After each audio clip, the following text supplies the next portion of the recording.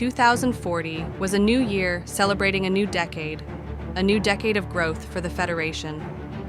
Having completed much of the infrastructure, energy, and investment fund goals, Gerald Lee was assigned a new task: the construction of a new capital named Atlantis. Atlantis would be a mega-region, occupying the Netherlands, Belgium, Luxembourg, parts of France, Switzerland, and the Rhineland of Germany. This city would cover thousands of square miles and house over 100 million people in an efficient, comfortable, healthy, and aesthetic way. Due to the efficient use of maglev, several-story to couple-dozen-story multi-use buildings, nuclear power, solar panels, large parks, robotics, and other forms of public transportation, up to 25,000 people could live comfortably in every square mile, with all immediate needs such as schools, hospitals, groceries, banks, and maintenance services being with walking distance or a 5-minute train ride. The long-term goal of Atlantis was to have it serve as not only the capital, but also the world's largest financial market, logistic hub, continuous urban area, the first true green city, a sustainable city. But most importantly, it was symbolic of the aspirations of the European Federation. Though the city had political and economic objectives, the city's symbolic implications would further solidify international European solidarity, a collective identity, and deepen the mythos of European exceptionalism. Given a $15 trillion budget and the ability to reimburse property owners for mandatory eminent domain at 2 times the market value, the city was due to be completed within 10 years. While Atlantis was under construction, Ozymandias focused on ways to increase European birth rates. After a year of studies, interviews with members of the European public, and interviews with experts, the European Federation came up with a 3-point plan to increase fertility.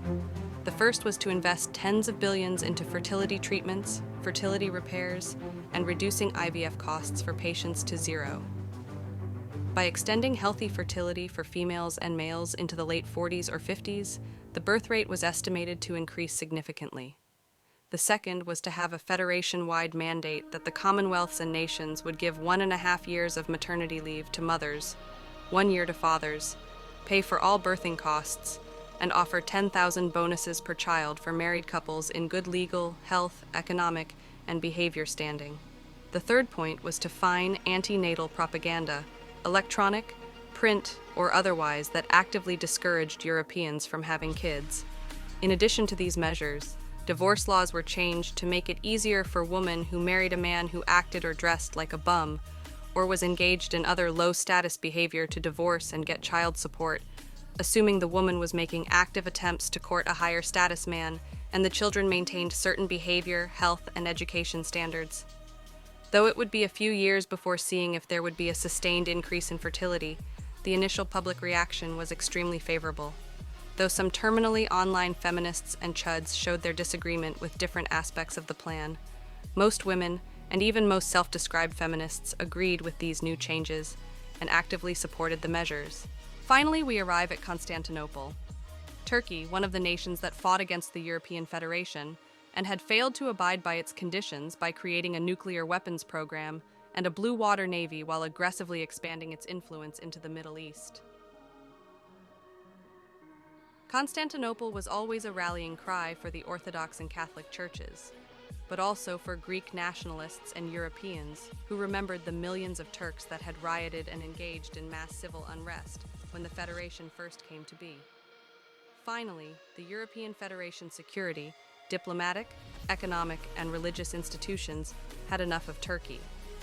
In 2046, an ultimatum was given to Turkey: give up Constantinople, its surrounding territories, and much of the coastal region of Western Anatolia in exchange for $5 trillion. If Turkey didn't comply, the Federation's air, naval, and land forces would quickly seize all the territory it wanted anyway. With only 10 minutes left to comply, Turkish leaders swallowed their pride, seeing the writing on the wall and understanding their military was completely outclassed.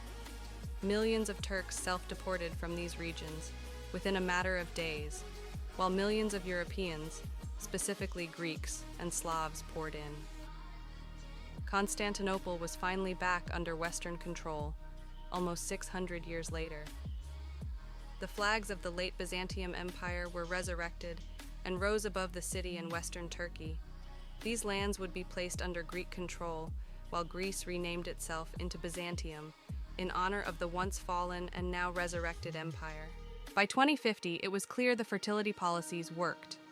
European fertility shot up from 1.7 kids per woman in 2040 to 3.2 kids per woman in 2050. Though the priority was to fully repopulate the existing urban and suburban areas in the original nations, surplus populations would be encouraged to reside in the new capital of Atlantis, currently uninhabited, but habitable parts of Canada, Russia, and Australia, and also emigrate to South America to slowly Europeanize the continent.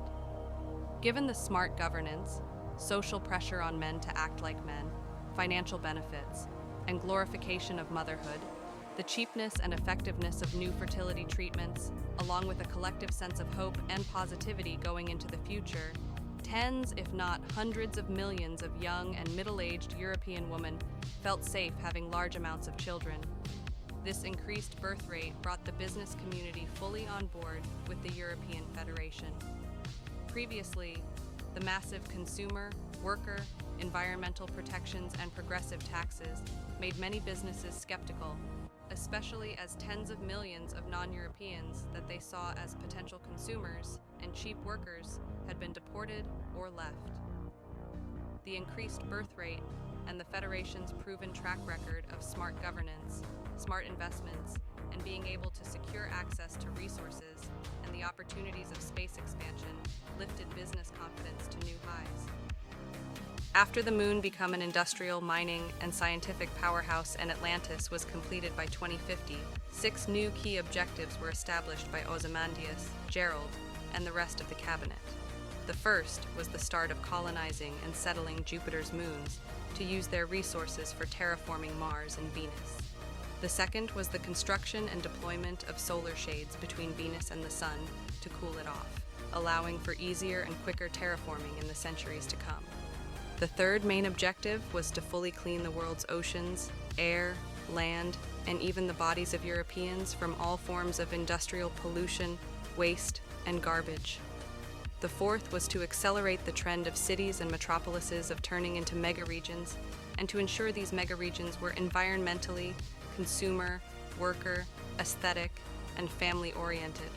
The fifth was to invest in finding more efficient and faster ways of space travel, with specific focuses on antimatter production and storage cost reductions, more efficient nuclear engines, and implementing quantum entanglement for communication.